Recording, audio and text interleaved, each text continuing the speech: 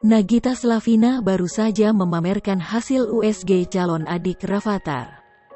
Wanita yang akrab disapa Gigi mengungkapkan kemiripan calon bayi dengan Raffi Ahmad. Keluarga Raffi Ahmad dan Nagita Slavina tengah diliputi kebahagiaan.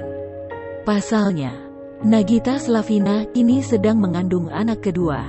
Usia kandungan Nagita Slavina kini telah menginjak trimester kedua. Seperti kali ini, Nagita Slavina terlihat mengunggah video hasil ultrasonografi atau USG calon adik Rafathar.